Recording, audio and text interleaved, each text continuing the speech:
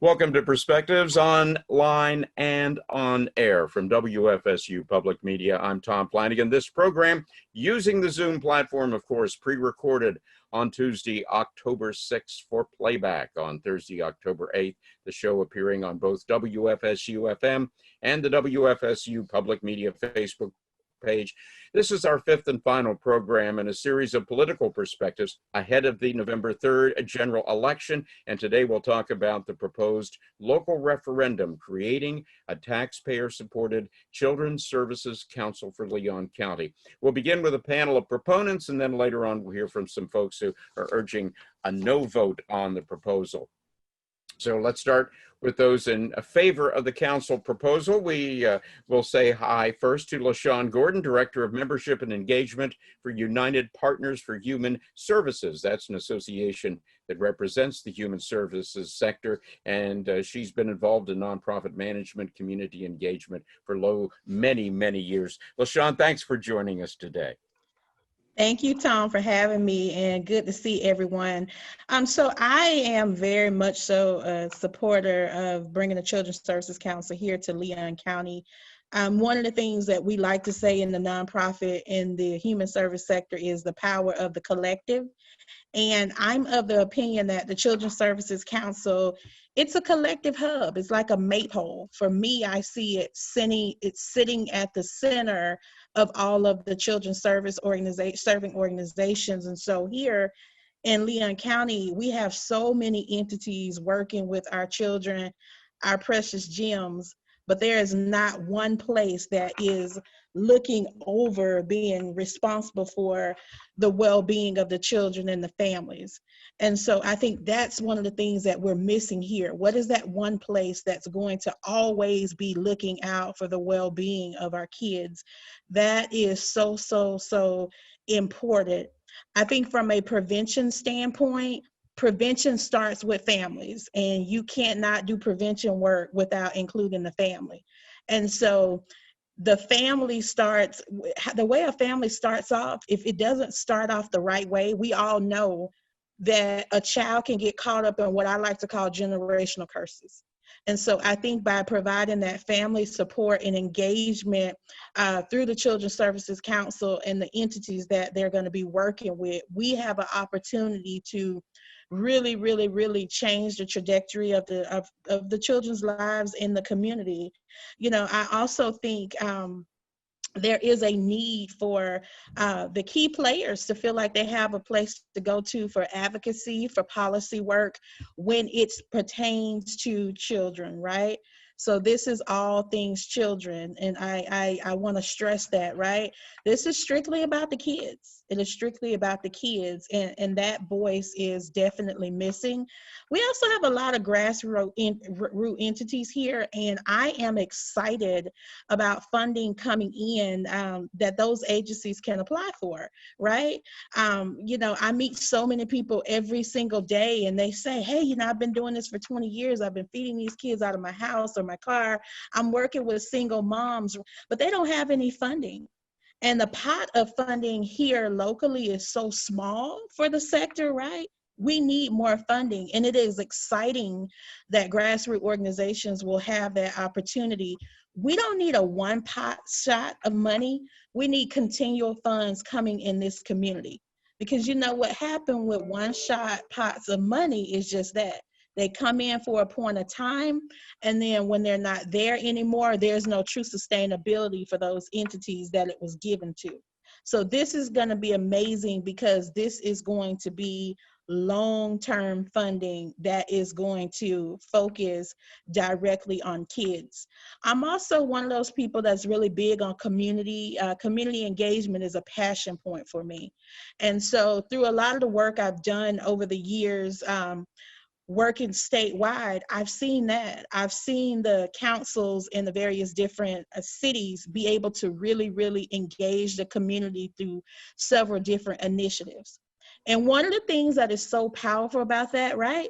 So when we do community engagement, there is no one type of community engagement that works for everyone. You have to have several different initiatives going on in the community at all different times. And so I'm excited about that. I'm excited to see what initiatives that we can bring in this community.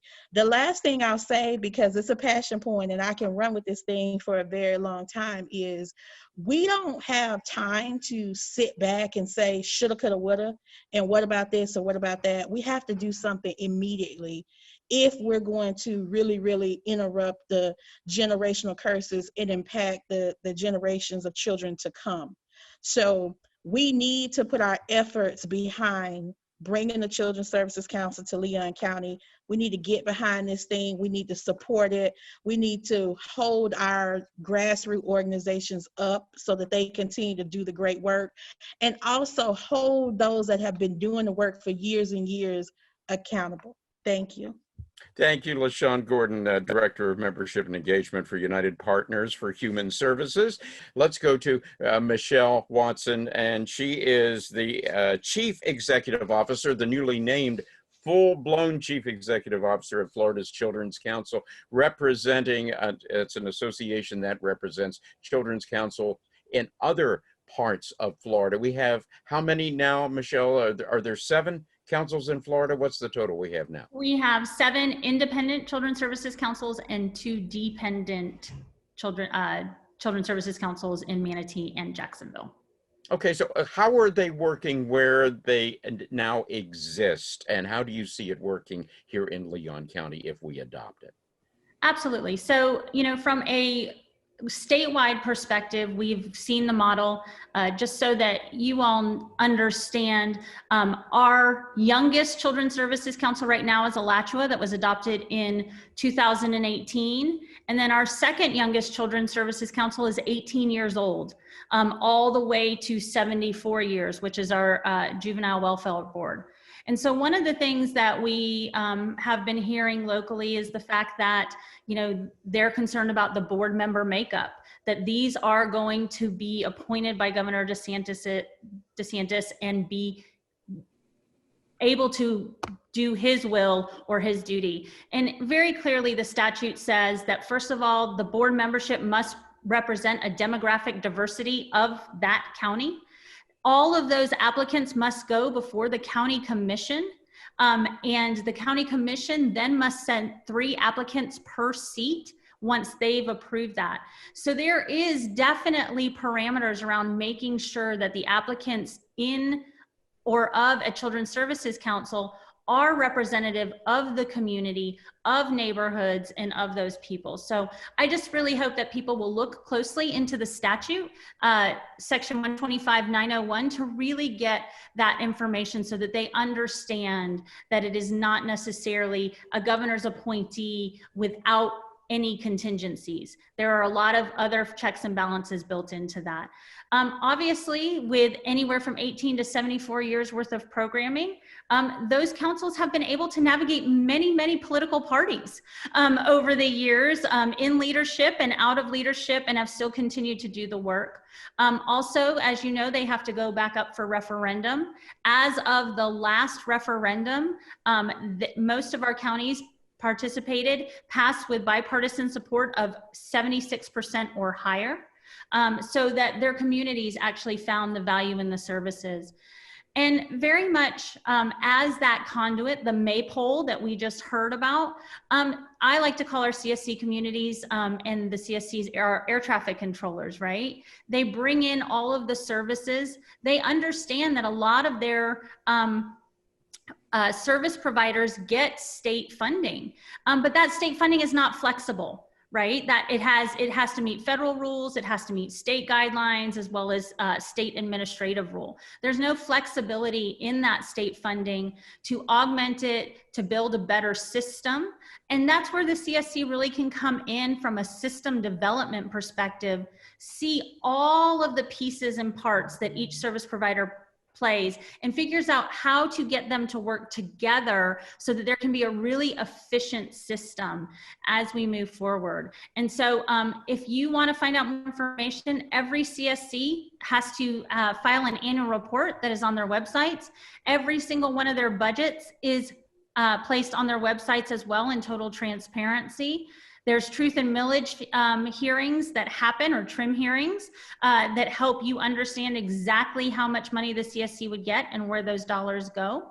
And all of the initiatives around family strengthening, around juvenile justice, around school readiness and early learning. The Florida Children's Council produced an outcomes report in 2018 looking at all the interventions that CSCs had funded from a point in time, and found that they had made great gains in the ability to reduce the instances of things such as out-of-home care placements for child welfare, juvenile arrests, moving forward. And so what we also found is, because some of our communities are very large, when you're looking at Miami, Palm Beach, Broward, is when you move population data over time in those really large communities, you actually move statewide population data. So there is going to be a large effect on the overall state as these communities work together to address known need and issues. And the last thing that we've heard a lot about is child well-being, the Child Well-Being Index, and that Leon County is doing better than CSC communities. I ask that you actually go back and look at that Child Well-Being Index in conjunction with the statute. And some of those indicators on that Child Well-Being Index are things that a CSC will never be able to control and impact, such as the unemployment rate, the high housing burden, the number of children in single parent families. Those are data and metrics that a CSC community does not have necessarily purview over in the statute. And so it's really hard to lift them up and show the difference between a CSC community and a non-CSC community when CSCs can't affect every one of the metrics within that Child Wellbeing Index. So all that I'm asking as the CEO of the Florida Children's Council is, please do your research. Feel free to reach out to us. We'll be happy to get you information. Make sure that you are getting correct information and really educating yourself on the power of the CSC and what it can mean for this community before you cast your vote. Thank you, Michele Watson, the newly named Chief Executive Officer of the Florida Children's Council Association statewide. Dianne Williams-Cox, Tallahassee City Commissioner and Mayor Pro Tem, rejoins us here. And ma'am, your take, why does the city of Tallahassee, and by extension all of Leon County, need, in your opinion, a Children's Services Council? Thank you for the question, Tom, and thank you all for the opportunity to share my thoughts. The residents in the city of Tallahassee, we deserve the best. We deserve the best that we can afford. And that includes the littlest of our residents. Many of them are in situations that are no fault of their own. They're there. And we can just continue to go on as if nothing's happening, or we can reach back and try to help. I believe that we need to invest on the front end. We need to invest early in their children's lives so that we don't have to invest on the back end dealing with juvenile justice or dealing with the correctional institutions, taking care of our children. We need to do that ourselves. And I've said many times here in Tallahassee, everything we need to squash poverty, to squash the undereducation or the miseducation of many of our children and the miscare of our children, it resides right here in the city of Tallahassee in Leon County. We just have we have the haves and we have the have-nots. So we need the haves to help the have-nots. And so I'm willing to pay a little bit more in my property taxes if it's going to help little Johnny and little Johnette get to where they need to get to. Because if we don't invest in them on the front end, they're going to grow up without some of the things that they really need for proper growth and for proper progression in life, to be able to get a job and to be able to have a successful life. I was able to provide that kind of life for my children, and I'm willing to provide that kind of life for other people's children. I am it's kind of personal to me because the pictures that you see behind me, the first picture of the lady there, that's my grandmother. She would have been 112 years old last month. She could not read or write, but she poured her life into us and made sure that we went to school and got a quality education. She was home. She made sure we had 3 square meals. We had a garden, so we had fresh vegetables. So we need that kind of structure with our kids. And because of that, most of us grew up to be, very productive citizens if we chose to be. The picture above that is a picture of my dad, who was an educator. He was a coach and an educator. he too poured into my life later in my life and helped me to understand what a quality education would do. And he motivated me to want to do more. So I'm just 2 generations away from where some of our children are today. And we don't need to return there. We need to keep going forward. We need to help our children. And the city will be better for it, the county will be better for it, and the state will be better for it. And more importantly, the families where these children reside and where they will grow and thrive will be better for it. Thank you, Dianne Williams-Cox with the Tallahassee City Commission. Certainly one of the proscriptions in the proposed Children's Services Council is healthcare. Mark O'Brien, the CEO of Tallahassee Memorial Healthcare, joins us right now. And sir, what's your take on how this would impact the health and well-being of children who need healthcare, not only at TMH, but through any provider here in Leon County? Well, when we look at the needs of the community, we look at them in the aggregate. What are the needs of the community? What are the needs of the community? And what makes a healthy community? We as a country used to be known for having long-term visions, for being strategic thinkers and investing in our infrastructure. We've gotten away from that to a large degree. And going back to a term that Dianne used, the CSC is a way for us to go back to that, to focus on the long-term outlook of our community, specifically Tallahassee. What we need to realize, and what people sometimes forget, is that you can't have a successful community. We can't have a successful Tallahassee in component parts. We can only be successful as a whole. And if we ignore that, we're going to continue to have the problems that we have today. Everybody talks about all these problems that we're dealing with. Well, if we keep doing the same things over and over, we're going to continue to have them. We've got to start looking at the needs of the community as a whole and addressing them not just in component sections of town, but throughout the whole thing. One of the things the CSC allows us to do is to invest in an area where we have great needs, and that is in the area of our children. Our children will be our future workforce. I look at this as not just an investment in the community in the long term. It's a basic business investment with a great return on workforce. You know, if Sheriff McNeil was on the line with us today, he would tell us that you can forecast the number of jail cells you need by looking at 9th grade truancy rates. You can work that out in the years beyond. Well, 9th grade truancy rates have an immediate direct correlation to 3rd grade reading scores. Well, 3rd grade reading scores, whether people want to recognize or not, relates to early childhood development. 80% of brain development happens in the first 3 years of life. 90% happens in the first 5 years of life. If you don't do that, then these kids aren't going to be able to read in the 3rd grade. And then they're going to have higher truancy rates in the 9th grade. And they're going to be incarcerated as adults later on. Those are people who could be a viable part of our workforce. In other words, if we want to change what we're doing, if we want to give people an economic alternative to crime, we have to give these kids a fighting chance. And that's what we're talking about with the CSC. Investing dollars now to help our community develop a platform for early childhood development, for childhood support in other areas, of course, but really helping them be able to progress to the point where they can be productive, active members of our community. As Dianne mentioned, education is the great equalizer. And if we want to create a healthy community, we've got to create a healthy community for the entirety of our population, not just parts. The reason why a CSC is important is because, yes, I hear the argument, well, this should be the county's responsibility, or it should be the city's responsibility. There are already organizations out there. But all of those organizations have a plethora of responsibilities. They can be easily distracted by the events of the day. Whereas the CSC is targeted long-term on one thing. They wake up every morning thinking of nothing but how to improve the health, the quality of life, the development of children. They go to bed thinking the same thing. They're not subject to a short-term time frame.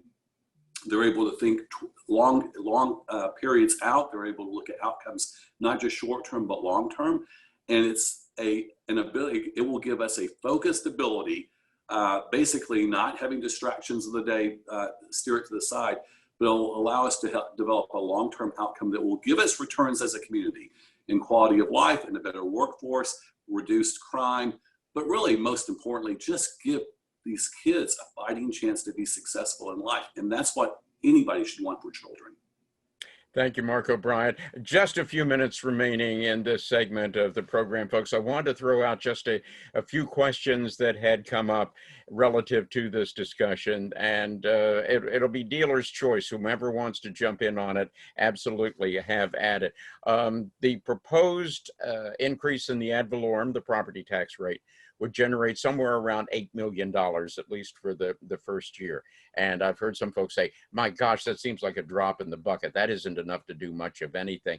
Is that enough at least to get the local Children's Services Council started and focused on its main priorities, at least during that first year? So I'll jump in. So I'm a really big foundation person, right? Sustainability is super important. So the conversations that I've been having with people is in that first year, it really is about sustainability. And so I do think the $8 million is enough to get a good foundation going. And it takes money to build a solid foundation. And so I think it will grow, it will advance, but in that first year, I absolutely do think that that's enough. And I do think as a homeowner, property taxes fluctuate every year anyway. And so for me, I do think there will be an increase, but I don't think the increase will be so painful that we won't be able to absorb it. Okay, Michele Watson had mentioned this earlier as far as the organization under statute, which has set up the children's councils throughout Florida, but some talk of an unelected bureaucracy, top heavy with administrative costs and all. Is that the experience of other children's councils, or do they run pretty lean and mean? How does that operate, Michele? Absolutely. No, they actually are very lean and mean. They are very efficient in their practices. Like I said, you can go online and look at their budgets. Most of their administrative costs are less than 5%. They truly look at their role as being system development. How do you bring those individual service providers together to think through systemic change, so collective impact over time? Absolutely right that the results are not going to be immediate. You're not going to get $8 million and solve all the community's problems. It's going to be a long-term investment before you get a real outcome. But what you'll be able to see is St. Lucie County, for example, is the county that is most like Leon County in demographics, in income, in housing. And their CSC just celebrated their 30th year anniversary. They started out below the state average in almost 15 metrics, and 30 years later, they're now above the state average in all but 2. So very just focused commitment to solving an issue and making sure that there is outcomes and accountability, which is part of the statute as well. CSCs are responsible for outcomes and research to make sure that the money that they're investing is working and making an impact.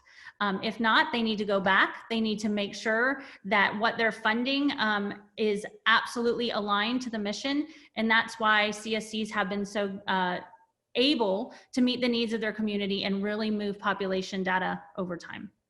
Thank you, Michele. Yes, go ahead, Mark.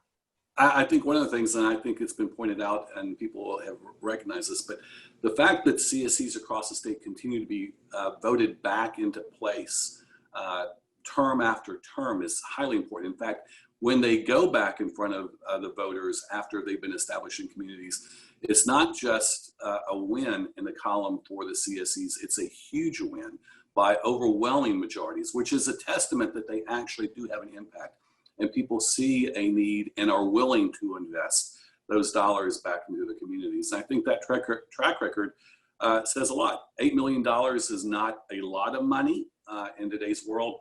But if we stay focused, and as Michele says, if we have an outcomes-based, which it will be outcomes-based in its approach, and we're transparent in those outcomes back to the community, I'm convinced that this will not just pass now, but in the future, the community will gain an understanding and appreciation for it to continue for decades to come. Thank you, Mark. And in the 1 minute that we have left, the final question goes to you, Dianne Williams-Cox. This issue has kind of roiled the community. There's a lot of controversy out there. You don't even have unanimous support for it on your own city commission. Without name checking, how would you take your colleague aside and say, hey, here's why you should support the Children's Services Council? Well, I'll just say this: your viewpoint is going to be from where you sit. I've had these experiences. I've worked with these children in the community. I've seen the need. I've seen the unmet need, and I would encourage my colleagues to do the same thing. For 30 years, I've worked in our community at the street level, and have seen these children. And you want to just hug them and take them all home with you, but you can't. But here's an opportunity where you can send a hug home with them to make sure that they get what they need. So I think that we just need to take the blinders off and look closer and see the real need in our communities. And let's just talk about the elephant in the room. We're talking about Black and brown children. Those children look like me. I know a lot about children like me. And so I would just encourage others to really pay attention to that. And I think that knowing that I received a call the other day that the NAACP Executive Committee has endorsed the CSC. So I think that we really need to get beyond ourselves and let's think about the children, the ones who really, really need the help. Many of my colleagues and others, they'll be able to take care of their children. But there are those out there who won't be able to take care of their children and will need help. Thank you, ma'am. And we thank our proponent panelists, Dianne Williams-Cox, who we just heard from, Lashawn Gordon, Michele Watson, and Mark O'Brien. Coming up next, we'll speak with some folks who have objections to the Children's Services Council proposal, all coming up on Perspectives from WFSU Public Media. We're back on Perspectives and our discussion of the proposed Leon County Children's Services Council, which appears on next month's ballot. In fact, here, got it right here. And it even says, should the Children's Services Council of Leon County be established to provide children with early learning and reading skills, development, treatment, preventative, and other children's services in Leon County as a special district with ad valorem taxing authority limited to $0.5 million annually and independent oversight and accountability as required by law. That is the actual formal ballot language there. We welcome to talk about some reservations to that proposal. Barney Bishop III, longtime Tallahassee lobbyist and advocate, former president and CEO of Associated Industries of Florida, a host of prestigious board memberships. And your background, Barney, thank you so much for coming on, and we appreciate that, sir. Happy to be here. We also say hi to Emily Fritz, retired executive director of the Florida Optometric Association, a leadership Tallahassee grad, involved with local politics as a past candidate for both city and county commissions, an astute observer and commentator on public policy issues in our town. And Emily, it's a delight to see you too. Thank you very much. Appreciate the invitation. Well, you folks have been out on the hustings voicing some reservations, some objections you have to the proposal I just read that's going to appear on the ballot November 3rd. And let's start with you, Emily, if we could. Give us a summation of, again, who could be against children and services that would be provided to them, but you've got some very pointed questions about how that is going to happen. So talk about those. Well, I don't know anybody who's against children's services. We oppose the Children's Services Council, but we support children by all means. The problem with the Children's Services Council is that it is an independent body. It's basically creating a new branch of government, and the people who lead this new branch of government are not elected. We elect 100% of our city commissioners, our county commissioners, our school board, but this will be another local government body that is not elected, which means that if you do not like how they spend your money or do not think that the Children's Services Council is effective, you cannot vote the people out of office. You are stuck for 12 years. And Children's Services Councils have not been proven to be effective across the state. The Leon County the 2019 Child Wellbeing Index, which I have here. It ranks all the counties every year on their from 1 to 67. This is done by the University of South Florida. USF doesn't have a dog in this fight, and they collect data from all sorts of issues: education, health, economic issues, juvenile justice. And Leon County ranks higher than 7 of the 9 counties that have CSCs. In fact, the oldest Children's Services Council is Pinellas, which is 74 years old. It collects 4 times the amount of money than the Leon County CSC will collect per child, and they rank 13 spots below Leon County. So when you hear that CSCs are this wonderful, effective tool, the data does not support that. Okay, Barney Bishop, I know that you have some objections to this too. Before we start peeling back the layers of the onion, just off the top of your head, what are the main things that you say need a second, maybe even a third look on this proposal before anyone votes for it? Sure, Tom. And what you're really looking at in an overview sense is that, number one, after 18 months, we look at a report. They claim it's 100 pages long, and technically it is. But there's only 24 pages of substance. That report could have been written by Emily or I ahead of time. Could have taken us maybe a week to do. There's nothing earth-shattering in there. The problem with that 24 pages is there's no plan on how to spend the money. There's no targeting other than in very general, vague terms. There's no call for evidence-based programming. There's no requirement for benchmarks or outcomes to be met in order to get the dollars. And the proponents tell us that the local not-for-profits that are providing services to children and families aren't doing a good job. Now, Emily has done exhaustive research over 18 months. She has found over $200 million annually being spent by federal, state, local government, private donors to help nonprofits deliver services to children and families. So if we're spending more than $200 million, why is $8 million more going to make a difference? And in fact, if you say, as the proponents do, Tom, that the local not-for-profits aren't moving the needle, then why would you possibly give them another $8 million and say, go out and do good work? It doesn't make sense. You can't throw good money after what you call bad money that's already being spent. And so if there's no plan, there's no accountability, it's taxation without representation, then this is a blank check. And that's the name of Emily's committee, which is the No Blank Check Committee. And we have a hashtag, No Blank Check. And that's really the fundamental, in a 30,000-foot view, the problems that are notorious in this report for what it doesn't say is a reason to defeat this at the polls on November 3rd. Alrighty, Barney. And we'll also make mention of the fact that it's not just Emily Fritz and Barney Bishop who have some objections here. Originally, we had also slated to have Tallahassee City Commissioner Jeremy Matlow to come on. He had a last-minute conflict and sent his apologies, along with a partial statement in which he voiced some of these same concerns regarding budget, accountability, that sort of thing.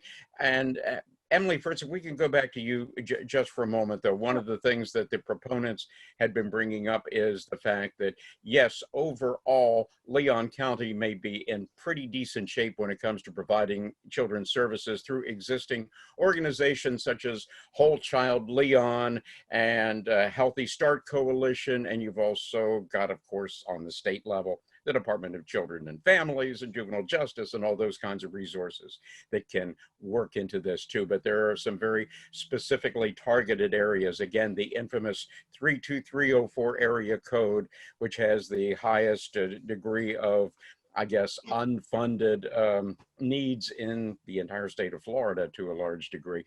And that's what this Services Council would be able to focus on more quickly than those other organizations. Talk about that, if you would. I beg to differ on that. Keep in mind that if this passes in November, then we have to wait for the appointments, which first come, the county commission has to submit a slate of nominees to the governor. That will take 6 to 8 months. Then the committee has to meet. They have to develop some plans. They don't start collecting money until basically 2022. Property tax bills will go out in November of 2021. So by the time, and then they have to go through a RFP process where they solicit the bids to the nonprofits, and then they respond. This is just getting it set up will probably take 18 months just to get moving. Alachua County's passed in 2018, and they've only been operational about in earnest for about 6 months. So to say that the CSC will do it faster, I disagree with that.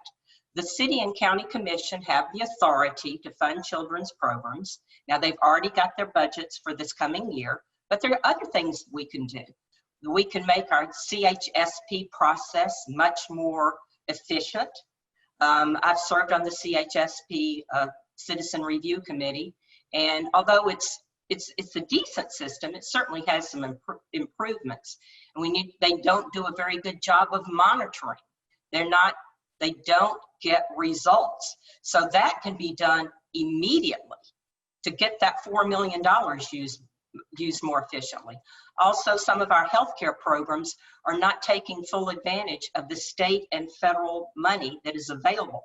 They go straight to the county when actually they should have gone to the federal government. But it's a little bit harder to do business with the federal government, so they go straight to the county instead. And I'm not saying going to the county's bad, but go to the feds first, max out there. So there are a lot of things we can do that we can start doing right away. And I would be willing to volunteer my time in any way to dig through this. I've worked in health and human services for almost 40 years. So I have a background in this, so I know where the money is buried. So there are a lot of things that can be done. Okay. Barney Bishop, would you agree that maybe it, again, is the case of we have a job to do. We have to build this piece of furniture, but rather than using a table saw, we're taking a chainsaw to it. We're using the wrong tool to get the job done. Is that your take on it, or do you have some other thoughts? No, I think that's a very good analysis about it. But what it really comes down to, Tom, and for the voters of Leon County is, look, if you look at the 24-page report, other than cherry picking 2 or 3 different statistics that point out something bad, which, by the way, are cherry picked because the overall statistics, both on child preparedness and on food insecurity, are much better than how they portray it. They use old data from 2016, looking at 2019 data. In fact, the Tallahassee Democrat just indicated that food security for children was down 3.7% just last year. So there are a lot of things, but what you don't find in the report is any serious analysis. And so as a result, we're being asked to sign a blank check for $8 million. We don't know how it's going to be spent. We don't know where it's going to be spent. We don't know who's going to get the money. We don't know what the requirements are to get the money. We don't know if you're going to hold them accountable whatsoever. If this CSC were to pass and they decided that of the $8 million a year that they wanted to spend $4 million building a brand new building, there's nothing that the county commissioner or the voters of Leon County can do to stop it. In fact, under the statute, the county commission is specifically and statutorily prohibited from changing any of the budget of the Children's Services Council.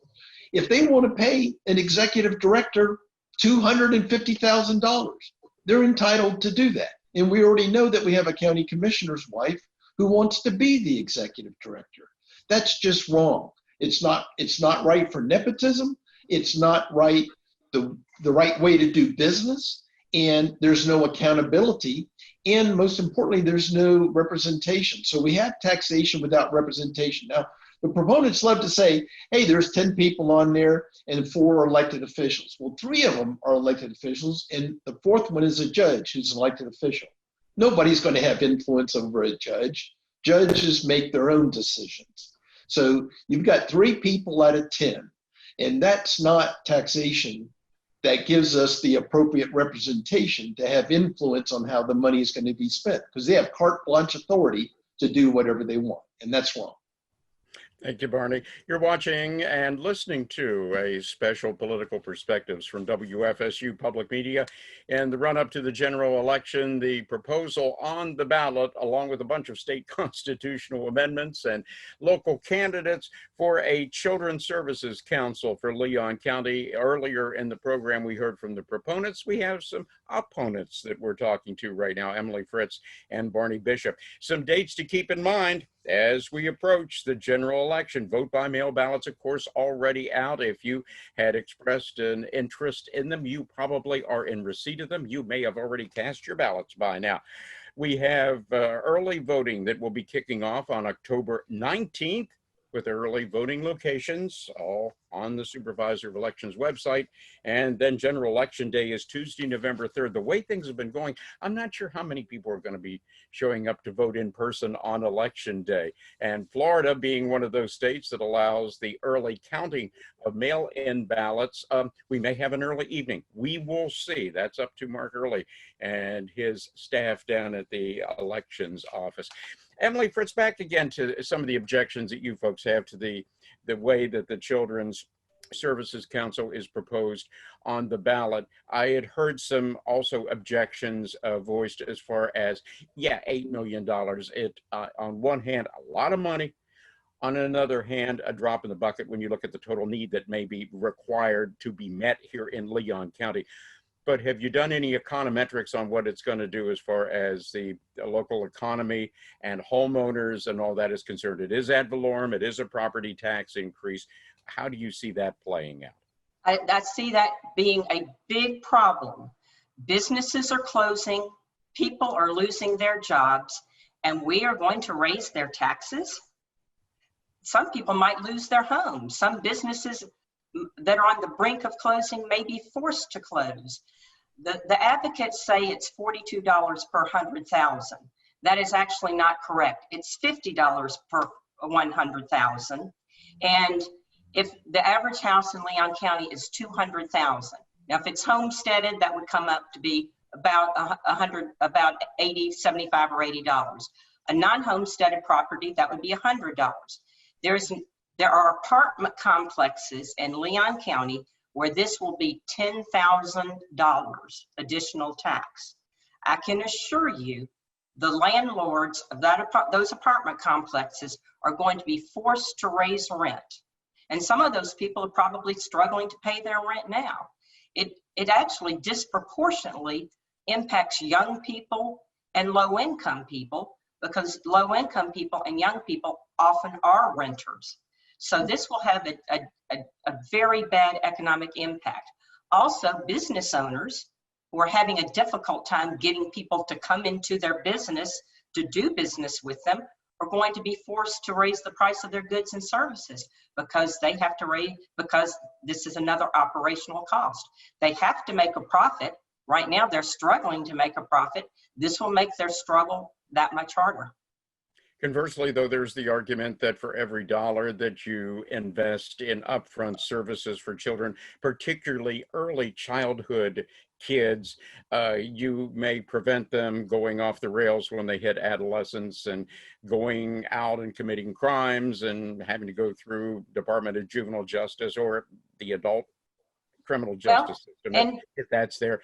And they say, hey, for every buck you put in, you're going to save on the other side, maybe $4, $5, $6 there. Yeah. Well, okay. Well, I would just say, Tom, that would only be true if, number one, the dollars are being spent appropriately. But we don't know that. We already know that the local not-for-profits, according to the proponents, aren't doing that good of a job. And yet they're going to give the same money, the new money, to those same people and they expect them to have a different outcome. That's not logical. That's not a rational thinking. You have a variety of business associations that have come out against this. You've got NEBA, which is an association of small businesses that is the voice of small business here in Leon County. You have Citizens for Responsible Spending. You have the Budget Hawks, who have also come out against this. You have Leon County Commissioner Bill Proctor. You have Tallahassee City Commissioner Jeremy Matlow, who are not ones that would typically be in bed with those of us that oppose this tax, because they are Democrats and they tend to be on the left side. But despite that fact, they are opposed to it because they don't believe there's representation here on taxation. So they believe it's taxation without representation. But let's think about for a moment what you said, because the proponents are having advertisements that say that they're going to decrease juvenile crime. Well, wait a second. The focus of the study shows that they're going to only deal with children from 0 to 4. So children 0 to 4 don't commit juvenile crimes. Juvenile crimes are committed by teenagers. Now you got bait and switch. Now they're telling you we're going to deal with 0 to 4, but oh, wait a second, we're going to go over here and we're going to now deal with juvenile crime. No, that's outside what you sold us that you're going to do this for. So stick to the purpose. Don't bait and switch us into something else. Then they tell us in advertisement that they're going to stop child abuse before it happens. I don't know who they have on their side or who's going to be working at the CSC, but I can assure you that the chances of any dollars being spent that will prevent child abuse from happening ahead of time is going to be de minimis, and that's only if the money is expended perfectly. And that's not likely to happen. It never has happened when government gets involved. This may be outside of the purview of what we're talking about right now, but both of you seem inclined to kind of be looking in this direction. If I can speculate just a little bit, is it time, do you think, without, as you indicated, Barney, getting another layer of government involved, to maybe rethink our entire approach to providing human services, whether it's to children, whether it is to expectant moms, whether it's to, now we have a ton of organizations, the number of resources that we have in this part of the state by virtue of being the Florida capital and being really tight with some of those state resources is pretty intensive. But how do we coordinate that so you don't have 4 or 5 organizations essentially trying to do the same thing at cross purposes? Emily? Yes, well, keep in mind, I worked in Health and Human Services most of my career, including at the state Medicaid program. And also, when I was in medical sales, my products were pediatric products. So I worked with a lot of these organizations. There definitely does need to be better coordination. I will agree with that. We've got this pot of money here, this pot of money there. There's duplication, there's triplication, there's quadruplication. And frankly, there is competition among the organizations on going after money, and sometimes, frankly, they don't always produce the results. There definitely needs to be coordination. We have not maximized, and I feel strongly about this because I know this from what's going on at the primary care clinics. We have not maximized our state and local dollars that are available to us. It's the easy way out for the county to do it, and I'm not saying the county shouldn't fund, but we need to maximize, coordinate, quit competing, and really dig in. And I'm talking about at the ground level, looking at the contracts of the CHSP providers. We have this process on the front end, then they sign a contract, then nothing happens really. They send this little report that no one looks at, there's no monitoring, they do not have to produce outcomes. I think there ought to be some clawback provisions if they don't produce an outcome. If you give me $100,000 and I produce nothing and I say, I'm sorry, you should get your $100,000 back. We need coordination there. One thing I want to read to you and this is short, it's in the report. It's talking about the service providers we have now. And this is page 15 of the Planning Committee's report. And it's talking about the need for evidence-based practices. It says, only a very limited number of programs have been rigorously tested and shown conclusively to be effective. Many providers are simply not in a position to provide clear evidence of past effectiveness. That's on page 15 of the CSC report.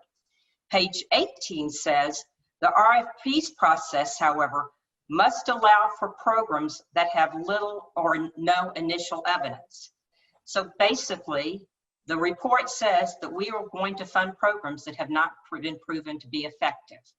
Right. With tax dollars, a new bureaucracy, unaccountable funding programs that have not been proven effective. And this is from their own report.